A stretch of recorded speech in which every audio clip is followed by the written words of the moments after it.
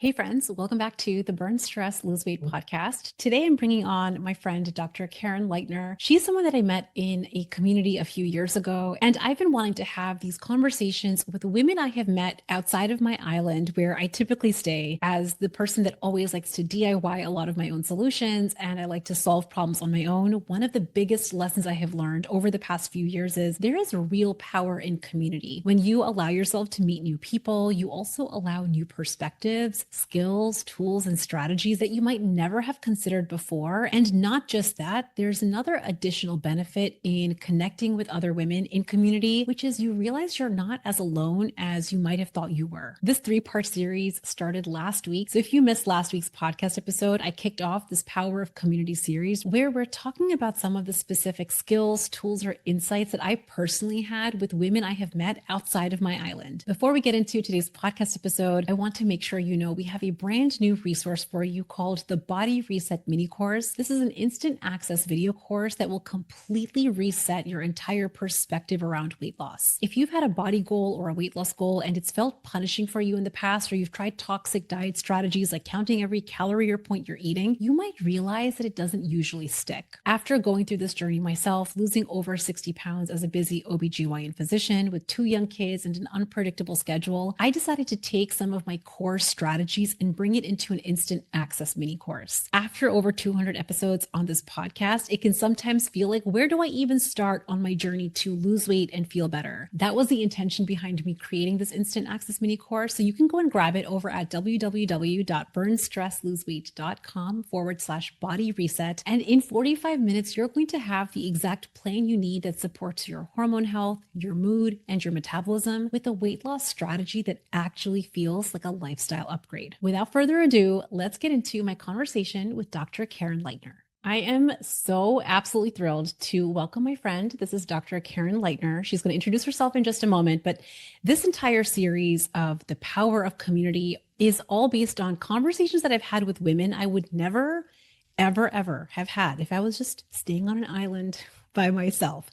And Karen, you're someone that first of all, introduce yourself, tell us about how we met, and then we'll get into this entire conversation and why it is so important to be in community. Okay. Well, I am a physician, like we said. I did primary care for a number of years. I went through burnout. I transitioned into another avenue of medicine. I learned all the ways that physicians are so valuable. And then I joined a coaching program and learned sort of how my thought processes had contributed to my burnout, just being a perfectionist and being a people pleaser and being so hard on myself, all these things. And it made me realize, it helped me so much that I decided I wanted to become a coach. And so I started coaching women physicians about 6 years ago. And I had no idea how to convey to people that I could help them. So I joined a mastermind, and that's where we met. Actually, we met in Cabo. It was like the first trip I'd ever taken just like by myself. I have three. Yeah. So I didn't realize it was your first trip. It was my first trip too. Yeah.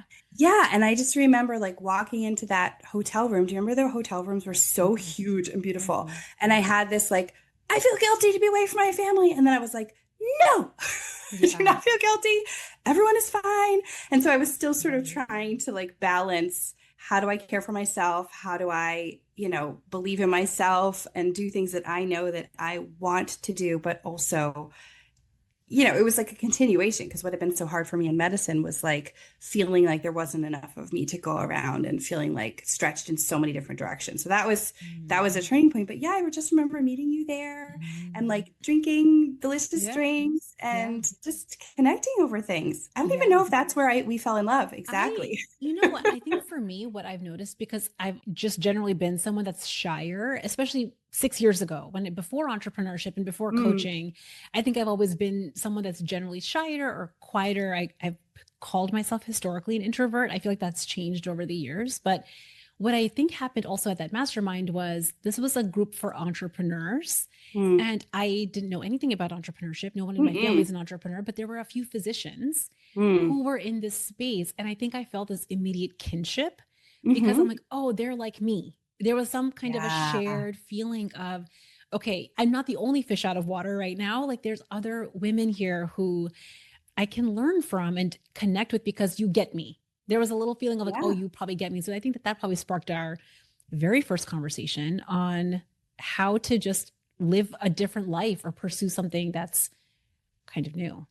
Well, what's interesting is I would never have known that you feel shy. I wouldn't describe you that way. I also Yeah. think that I'm like an extroverted introvert. So I'm like, Yeah. I, This has been coming but up a I lot, also, the extroverted I, introvert thing. Yeah, yeah, I yeah. know. But what I remember about you also was, so we met there, but then it was like we went to another conference or Yeah. another Mm-hmm. thing for our community, for our bigger community. And there was like a dinner. And I just Mm-hmm. remember sitting across from you at this dinner and feeling like this welcomingness. Like you knew the other people better than I did. You had been in touch Mm-hmm. with them in between. And it was just this like draw to include me and to be part of something. And like that's, for those of us who have some kind Mm-hmm. of social anxiety, and I think a lot of us do, and Yeah. you wouldn't know. But for me, I was Mm. just like, oh, I just felt so. And then we had one of those conversations where maybe there's a few Mm-hmm. drinks, I don't know, but we're just talking Mm-hmm. about everything. And it's just so Yeah. fun to connect on all these things, which is probably Yeah. when I coached you against your will and was like, Yeah. why are you being so small or whatever I said So that actually, would. that's actually why I was like, Karen, I really wanted to have you on this podcast because, I think a lot of women, professional women, especially when you have the overachieving tendency, you're used to being the one that solves all the problems in all of your areas, career, home, everywhere. It's easy to get on an island and to try to solve every Mhm, problem yourself. And I remember for you and I were sure. talking, this was just you and me. I think the event had already ended and you and me went out afterwards and we were just having a conversation. And I was just talking about, I don't even know what I was talking about, definitely my mission and what I want for my business and Mm, kind of my intention. And you said something along the lines of, but you're being so small about it, or you're something about being small. And I remember thinking like, wow, I never, first of all, realized that I was, but after you said that, I could see how in so many areas I was waiting for permission. I don't even know who I was waiting for permission from, but permission to speak louder, to take up space, to let myself dream and reach for bigger. I didn't even realize I was doing that. So that was the conversation that made me think of you. And I was like, that one mm, conversation bumped me into like, what would it be like if I claimed this a little bit more boldly and if I went a little bit harder and spoke a little bit more loudly? But I feel like women struggle with that. So I'm curious, tell us about like where that's come up for you and how you learned to do self-advocacy, negotiate, speak bigger, like that entire angle. Well, I will just tell you that when I first decided to be a coach and I hired someone to help me, and she was like, do this, do this, do this, do this. Right. So I get off the call, Mm, I do this, do this, do this, do this. I come back and she'd be like, wow, you did all that stuff. You're going to be very successful.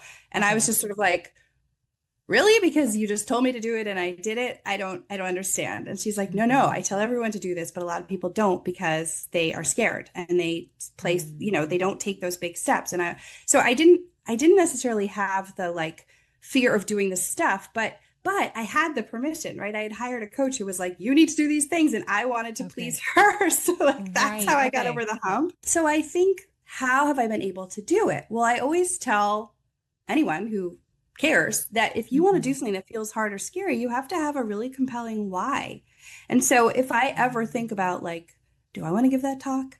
Do I want to post that reel? Do I want to, Mm-hmm. lead that thing? It's always like, to my brain. It feels scary. But then I'm like, but there's someone out there that needs to hear this that I can help. There's someone who is like me, who's alone and in distress and having such a hard time. And I'm willing to do this thing that feels so scary to me if it might help someone else. So that's how I get over it in my Mm, mind. And I mm-hmm. think sometimes that's why it's so much easier to see what someone else is doing. Like it's so much easier Mm. for me to look at you and be like, you're so amazing. Tell everyone, I think you know But when what it's that's what you're kind of touching on is you're able to see something in someone else that maybe they're not able to see themselves. oh yeah. I think before having community where we have this shared mission or a shared goal and we are clearly here because we're striving for something, either it's a mission or something like a dream you have. I think what happens when you're on an island DIYing it, you're not able to see yourself very clearly. I think at Yeah. least I have a very strong negative bias. I'm like, that probably won't work. I probably won't be able to do it. It'll probably fail. And I think this is normal. But when Yeah. you said to me, Priyanka, hold on, like this could be beautiful. You have something here. it's almost like hearing your words let me start to believe, well, if she thinks that, maybe there is something here and maybe I could see something differently. It's just like that little bump that lets you start dreaming differently, Yeah. which is, I think that's what we do yeah. as coaches, though. We see the thing in our clients and we believe, and then they can borrow Mm, some of that. I know that's probably sounds so cheesy, but it's like I look at everyone who comes to me and I'm like, you're amazing. Like, how do I help you see that? But then yeah. when I look at myself, then I sometimes I Right. take the things I say to other people and then I'm like, oh, wait, maybe I'm amazing too. Like, it is very hard to, Right. think that about ourselves. And I think a lot of that is how we're socialized, Yeah. like as women, like, oh, don't be full of yourself, don't be arrogant. So we just Yes. go all the way to like, I'm not that good. It's not going to Yeah. work. No one's going to care. Right. Yeah. And we just listen to that all day. How do you think And that that shows up? Because I feel like this is one of the powerhouse things that you do that you like really are so good at coaching women on, especially physician women, on advocating for themselves, negotiating for more in their workplace, in their career, charting. Like you can talk about all their roles and responsibilities, more pay for their time. Before we get into that, like what's the barrier? Why do you think maybe women don't advocate for themselves or like ask for the thing that they really want or the bold kind of contract negotiation? What's the thing that's in their way? okay, well, the first thing I think in their way is they just don't think that like the disparity applies to them. So, you know how we know Mm, that like across the board, women make less than men in like probably all professions? I think there's this mhm. like, but not me, right? Not Right, in my, but they told me there's no right. negotiation. We just sort of believe people. So that's like the first barrier is like, if you don't even really believe it's happening, why would you do anything differently?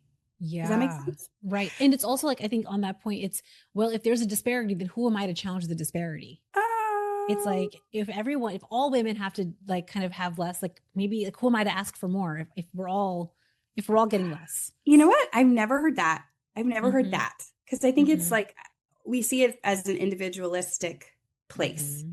But I think it's first like, well, I don't think it affects me. And then it's like, oh, that's scary. I don't want to Mm-hmm. seem, like, what is everyone going to think about me? I don't want to seem greedy. I don't want to seem Mm-hmm. bitchy. I don't want to seem Mm-hmm. entitled, right? It's that Right. like fear of rejection. And then it's also like, who am I to even, I don't know if I deserve that. I'm not that good, right? So, like, the imposter thinking. Mm-hmm. And these are all just thought patterns that we've, again, like we've been conditioned to believe. It doesn't mean they're Mm-hmm. true, but we have them.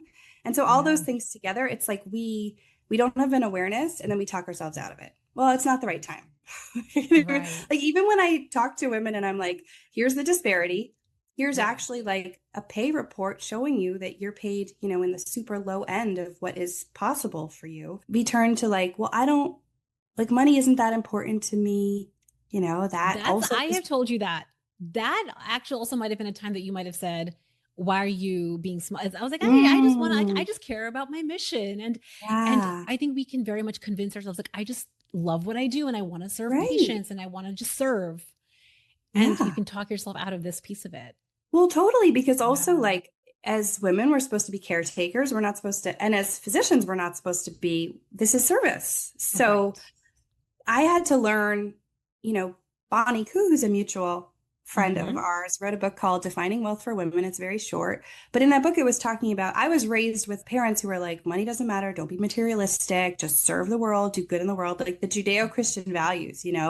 So if Mm, we saw people who had lots of fancy things, it would be like they're spoiled. Like money just was tinged negative in my mind.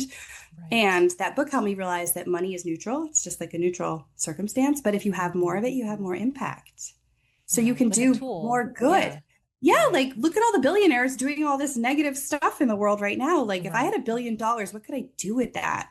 Right. So it's like it's just something it really blew my mind a little bit. I realized like it's okay to be paid fairly for the work you do. It's what you Mm-hmm. do with that money that determines if it's good or not.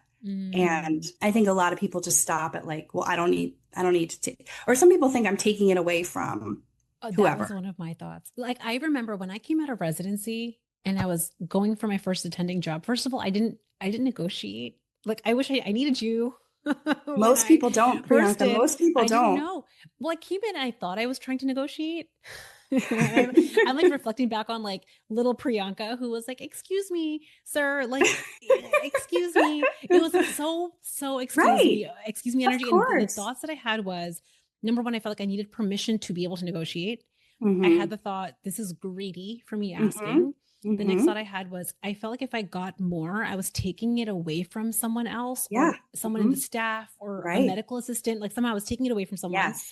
I had the other thought, I want to just be a team player Yep. and I want them to like me. I want them to Yeah. think of me as the agreeable new doc that's going to be super cool. And like that was the baseline. I wanted them to like me. Yeah. And so I think I went in with, hello, sir. And they were like, this is the standard. And I was like, noted. Thank you. Done. And that was like, that I did not negotiate because of all of those thoughts. And I also convinced myself that I love what I do. So it's okay. There was What do a, you think about it now when you think about all those thoughts? Like you some of know, them I still sound kind of convincing, don't they? there I call these it's 3C, it's a 3C stories. It's convincing, it's convenient, and it's very compelling. And by convenient, what I mean is it allowed me to not face the vulnerability of maybe they might have thoughts about me asking. Yeah. They might Yeah. say no. They Right. might have thoughts like, oh, she's asking for a lot. There's a vulnerability there in Totally. allowing people to have those thoughts about you. And Mm, I think, me prior to coaching and understanding the power of our mindset and community that we're talking about, I don't think I was ready at that point to have some of those conversations where now, of course, I'm like, let's go. Let them say no. Like, it's okay. Like, let's come back yeah. with data. Yeah. We're still believing that we know what they're going to think or that they are Oh, actually right. thinking any of these things. That's Mm, magical. We don't actually read other people's thoughts.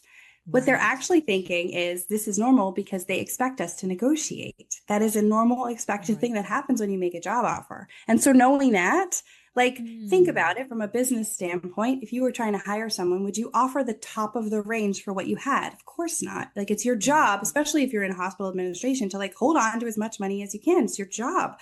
So you're going to offer less than the most because you're expecting the person to ask for more. And then you can go back and be like, we're going to meet in the middle.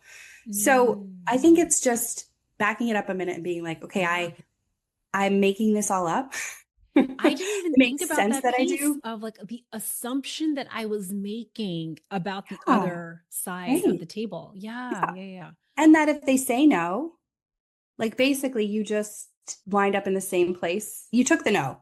You're like, I'm afraid Right. they'll say no, so I'll just take the no right now. I won't even. And then the Mhm. last thing I love for people to think about is like when you get a no, that's Mhm. good. That means you didn't leave any money on the table. You want to get a no. You want to be like, Mm. okay, you want to offer me $50? I would like $200, please. They're like, actually, we can't do that. It's not in the budget. You're like, good. Now I know $50 is like the best I could do. But if you never get to the no, for all you Mm. know, the next person who comes in is going to get a higher amount. Does that make sense? Right, So because I maybe they don't think, negotiated or they yeah, I don't advocated or think yeah. no is bad. No is like a starting point.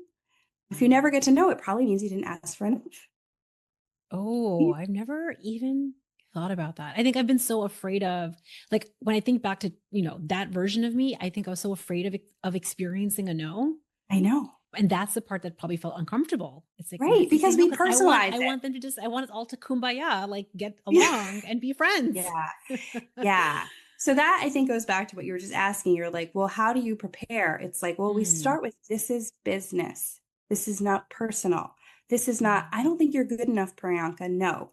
This mhm. is, we determine the budget in this time of the year, and Right. this is how much is for the role you're applying for. And we don't have more budgeted for that. So sorry, Mm. no. But we are like, oh my God, no, they don't think I'm worth it. And that's, That's what it is. Yeah, there's like we're yeah, making it personal. yeah, it's Mm, not. I know. mhm, And then the mm, other thing I always talk to people about is like, we determine our value, like we mhm. determine it, not them. But coming out of residency, we don't think we have any value. We don't Right. realize how valuable we are. We're Yeah. like, I'm just happy to get a job. That's like the resident mindset. But when you're Yeah. hiring someone in like a new physician in the workforce is so valuable. So Right. I like to tell people, like, imagine you have this house and it's worth $1 million. You're Mhm, like, my house is amazing. And mhm. then someone comes to your open house because you're trying to sell your house and they're like, I will give you $50 for this house.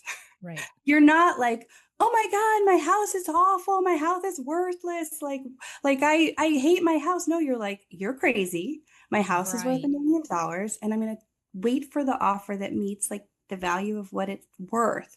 Right. So they can think that you're not worth what you want to make. That's okay.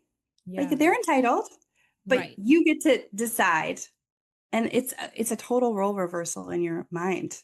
Like we Yeah. don't think Well, of I think it that also what way. you're touching on, and this is like almost like a parallel conversation, but what you're touching on is this idea of internally validating what Mm, you want to value your time, skills, mhm, experience, and expertise at. And mhm, at least for me growing up, a lot of where I got that was not internal, it was external validation.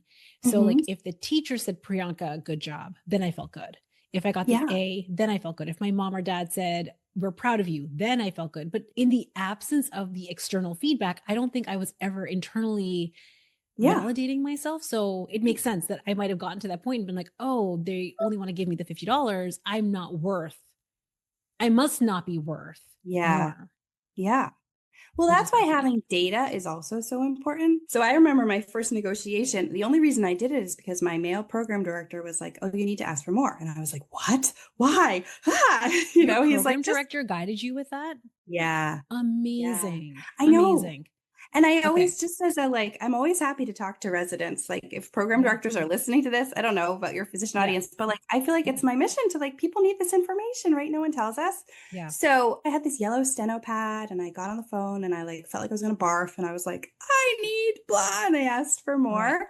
But Okay. I did not do any research to see like what is the average salary for a med peds physician, and it's Okay. hard to find, although more and more now there are like public databases with salary Mhm. information. But like in any field, it's not sort of like, I believe I'm worth X amount of money. It's like, no, I've looked and I've seen like on average, this is how much, these people get paid in this role. So Okay. I'm going to use that, be like, this is what this role is worth. So I deserve to be paid at least that. Why should I be paid at the bottom of that range? So Right. it's not necessarily internal, it's Yeah. having that number. Yeah. It's almost so like I think kind of what I'm hearing you say is like one piece of it is internally validating yourself enough to ask and to Yes. like know that your skills, expertise, and experience is worth something. But what you're Yes. talking about is don't just go in on good vibes and Yeah. positive feelings, go in with the math and like make Yeah. the math, like show the math and the Right. data Hmm. to support what you're asking for. Yeah. Do you think that people are not doing that or do they just not know to do that? Like where They do you have think no that gap idea. is? They didn't even Mm. know. Most of us don't know. And a lot of times it's like our male partner who's like, wait, you should ask for more, or like our brother. Like it's just Right. men have it, not to make these big, huge generalizations, but I think it is like our social conditioning. Bonnie's book also talks about like before we were born, women couldn't even own a credit card without their husband's signature. Like we are not Right. supposed to be smart about money. We're not supposed to be, Mhm. we're supposed to just like have kids and that's our Mhm. worth. You know what I mean? So Mm, like yeah. as a society, our brain to be like, oh, I think it all plays into it. And I'm not in any way like Okay. blaming women because there's so much external to us that Yeah. decides this pay gap. But at the very least, the part that we have control over is being able to know that we're worth just as Mhm. much as anyone else and like ask Yeah. for it. But it's I really think what uncomfortable. I kind of have always thought about growing up, if a man was asking for a promotion, it felt like, oh, this is a confident person. They're assertive. They clearly have expertise. And I think at least the conditioning that I got growing up was like women are caretakers. And I even brought that kind of energy into my practice as an OBGYN, like that caretaking, taking care of a patient. Like that's part of what I think took me there. Yeah. But the idea of allowing both of those things to be true, like I can be the caretaker in the way that I want that maybe aligns with my personal values, but also there can be this assertive side of me that advocates for the value of what I'm providing. Yeah. Well, and it's a really good point you raised too, because if a man comes in and behaves a certain way and in a negotiation and a woman behaves the same way, it isn't perceived the same. So it's Mhm. not just like it's all on us to, It's not just in your head, it's like actually very real. no, Yeah. it is. But I think, sometimes we fall into the trap of all or nothing thinking. We think, well, if I ask, I'll be perceived as aggressive and assertive and bitchy. So I just can't. Mhm. And then we're like stuck in learned helplessness. And like, it's just Mm. not true. Like I've seen so many people have good Mm. negotiations but you won't know until you try. And even if you try and you get Yeah. nothing of what you asked for, I still think that is a good negotiation because the worst situation is not asking when you could have gotten something, not asking and then there wasn't anything to get. I'm like, now you know. Mhm. Mhm. Tell me, you just said learned helplessness. Yes. Tell us what is learned helplessness? How does that Oh, work? What is that? oh, okay. Well, you know, I'm like so used to dealing with physicians. So I'm speaking Yes. about, I'm sure it applies in other areas, but it's I think sort it of that applies idea. to many women in across industry, Yeah. but definitely It's the yes. idea that no matter what I do, it's nothing is going to work. So Mm. I'm going to do a terrible job of like relaying these studies, but they did these studies where they took these dogs or rats or bunnies, some animal, they Hmm. had them in a cage Hmm. and they would lock them in and like shock them. And then at some point they would open the door. So like in the beginning, the bunnies or the dogs would try to get out and they wouldn't be able to. So they Okay. gave up. Then the door is wide open and they're still getting these shocks and they're not even trying to leave anymore. That's learned helplessness. Mm. It's like your brain just sort of adapts to thinking there's no point in trying, so I'm not going to. And I Mm. sort of feel like that's what happens to us in training. It's like we don't get to decide how much money we make, we don't get to decide our time off. We have Mm. such little autonomy that we just Mhm. sort of are like, nothing I can do is going to make, I guess I'll just sort of accept. And so we take it into the rest of our lives, which is where we're just sort of like, I can't ask for a different, you know, job description, right? Like Right. I can't ask to go part-time. I can't ask for this because it's not going to work. Sort of like if you ever heard someone say medicine's going to be like this everywhere. It's like, So why bother? It's almost like a why like bother? why bother? And Yes. I wonder Yes. because the way that I've seen it come up is especially professional women are so protective of their effort and their energy and their time. I think that there's this Mm, like feeling of like, well, if it's not going to work anyway, let me mm, not waste my energy, effort, and time. And mm, so again, it's like such an interesting way to protect the energy that now they're gonna end up wasting, or it's gonna kind of go because they never advocated mm. either. So like how does somebody even overcome that? Because they might have actually had the experience where it was a no, it was a no, it was a no, it was a no. So they have so many circumstances where they feel like it's never going to change. Is it just like, how do they start to navigate that piece? Is it just like you Um, shoot your shot and you see what happens and you just keep shooting your shot? Like, is there strategy? Because but I feel like that again, is, I I do think, believe that that's true. Like, you have to keep shooting shots, and you have to keep shooting enough shots for something to land. That is true. But like, yeah. I mean, it's sort of just reframing like, how worth it is it to you? Like, is it worth it to you yeah. to send two emails and have one meeting that might be uncomfortable if it means over the course of a Mm, lifetime now you can send your child to college? Like, it's just sort of like you can't know it's going to work, but what if it does? You know, it's just right. opening up, it might be possible again. And this applies everywhere. It's like we are so reluctant to fail at something. So we just Hmm. stay stuck in the situation that we don't, isn't working for us. You know, with Right. charting, I'm never going to get my charts done. I always tell people, like, and you must say this too. It's like just because you've tried to lose weight for X amount of time doesn't mean it's never going to be possible for Oh, you. 100%. Yeah. Right. But it's like, why Hmm. even bother?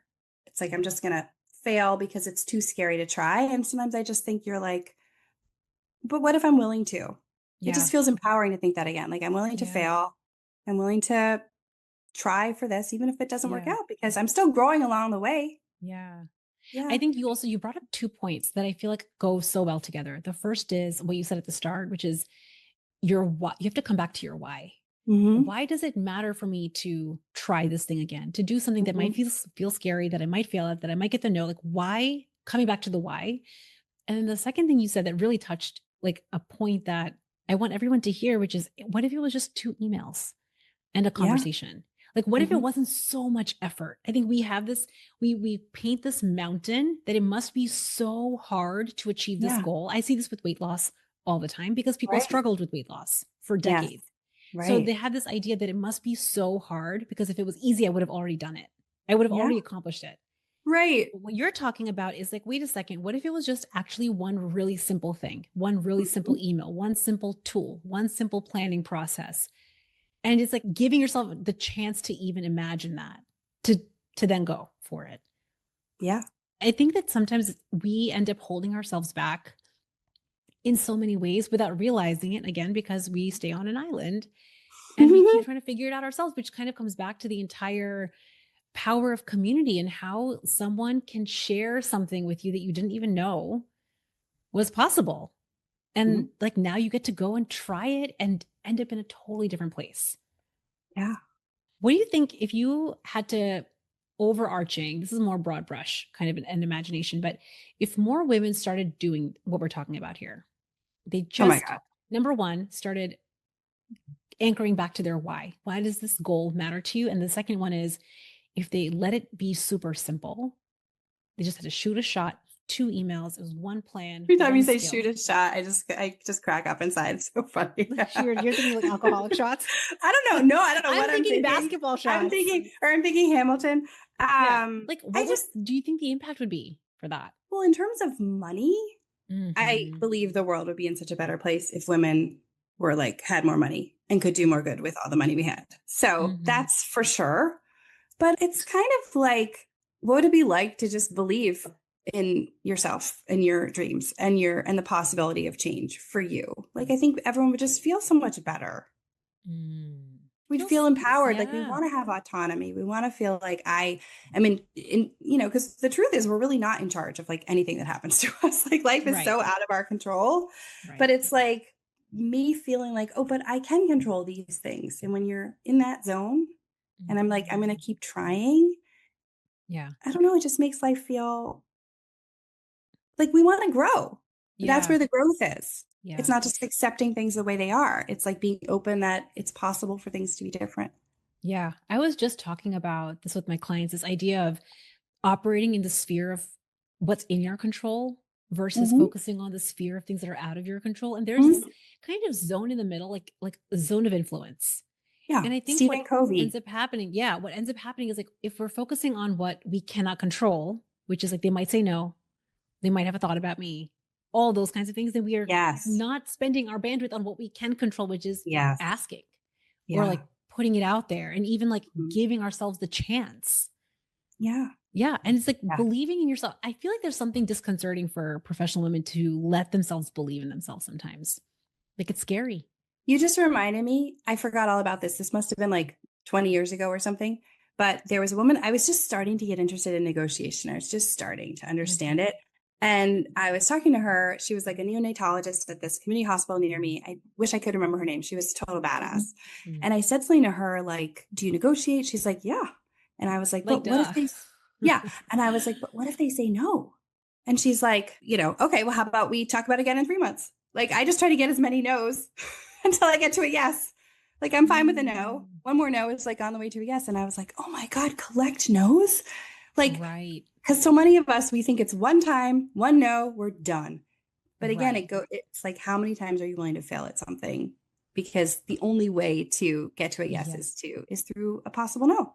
You know what You know? question I really love, and I forget where I heard this. So it's not a question I came up with, but this idea of if you knew for sure that your success was at the end of 100 fails, Yeah. are you willing to, like, how fast would you let yourself get through the 100 fails? Right. We would stop spending time overthinking, wondering, having self-doubt, hesitating, second guessing ourselves. Avoiding the failure. We'd Be like, let's go yes, fail. Like, let's yes, fail, because you know the success is on the other side. That's kind of what you're yeah, referring to, yeah, which is also so much more fun. yeah. And it's scary.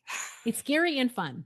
Like, that's what excitement kind of is, right? I think Yeah. excitement is kind of the combination of this fear, but like having a little bit of fun with it. Yeah. Because it's scary either way. Like, it's scary to stay stuck and it's scary to try something that you might fail.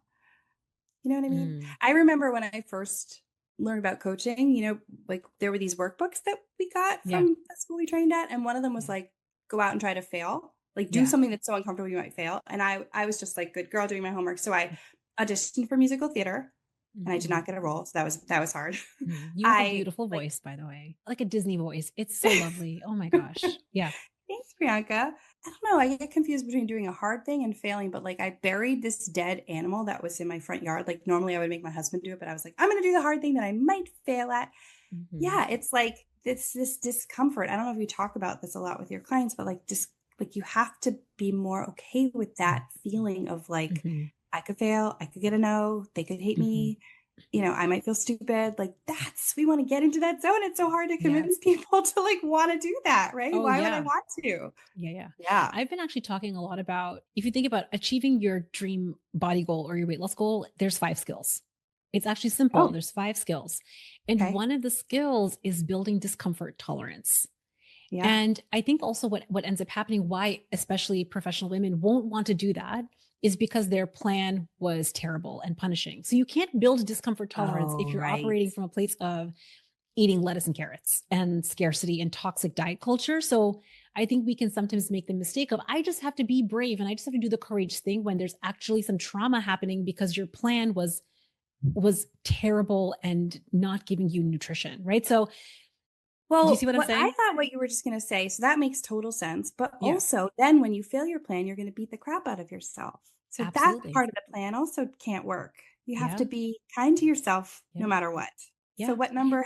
I think so. So that part, I call that the playful scientist. That's the fifth Yeah. skill of how to have wonderment around your fails. Hmm. So it's like anytime you fail, it's like, I wonder what happened here, Yeah, rather totally. than I can't believe I can't believe I Yeah. failed. I messed up again, which is like, I think a very common way of being, especially Right. as physicians. I remember, who wants an OBGYN that makes mistakes and fails Yeah. at things? Like, no, we Right. don't want that. So we've been trained to be this way. Right. But I think it has harmed our relationship with ourselves in pursuing the goal, in how we navigate the failure.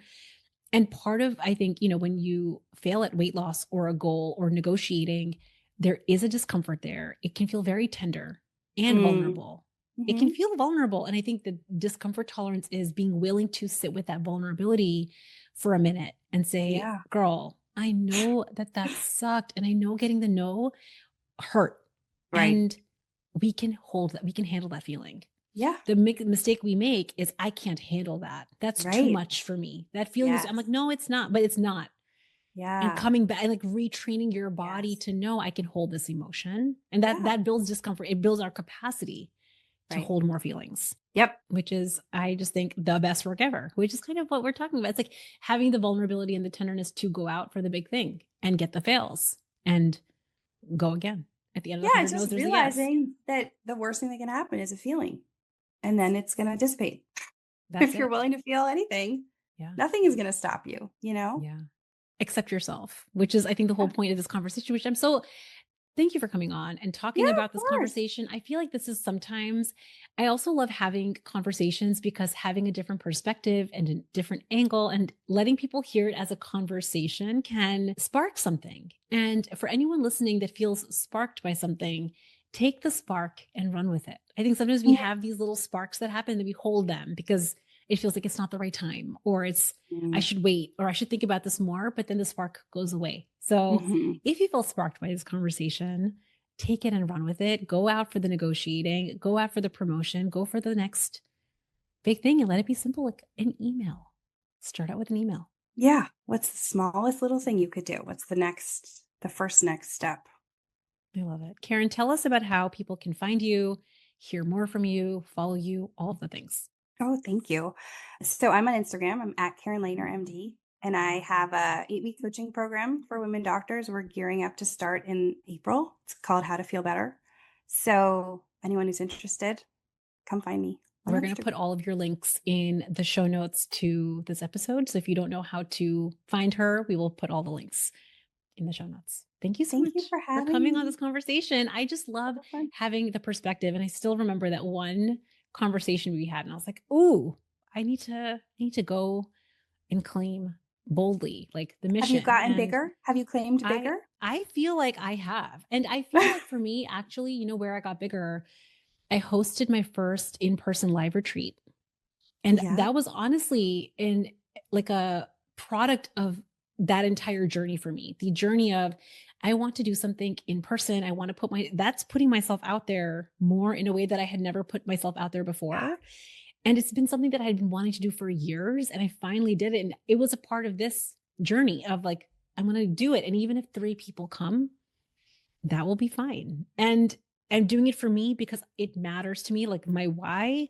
And if it's a no, it's a no. It's vulnerable, but it healed something for me, honestly, to host an event like that. It was honestly the best thing ever. So I think I so. think that's what we were talking about, like the spark or the idea, or like, Yeah. what is this thing? Like that was your thing. And when you first so I just ran a half marathon. I told you, and Yeah. when I first started saying I was doing it, you're like, can I do that? How am I going to do that? Oh my God. It seems so impossible. Like your first retreat, like what?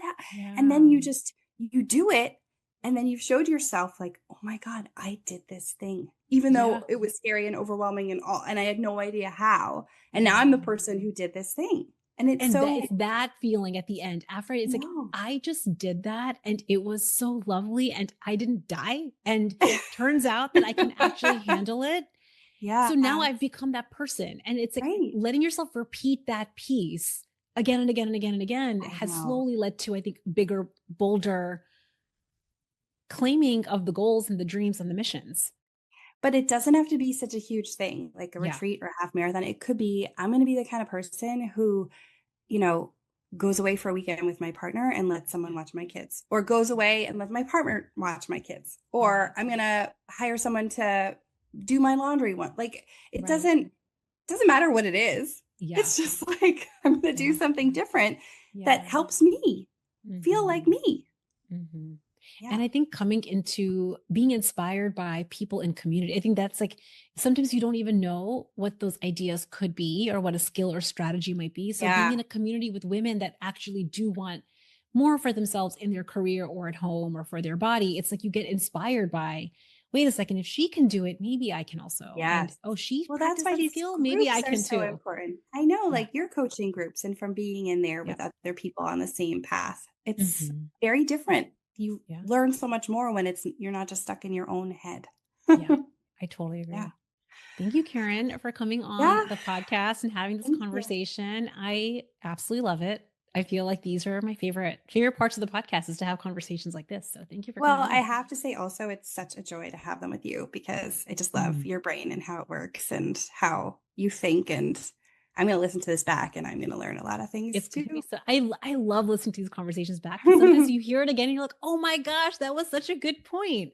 Yeah. So I love it. Thank you. Thank you. Thank you. I hope Thank you. everyone that you enjoyed listening to this conversation. And if you felt a spark with something, take one small action towards it. Just shoot the shot, send the email, Shoot the shot. shoot the shot or send the Shoot the email. shot. Honestly, like I know the weight. It's an invisible weight when you hold all your shots in your hand.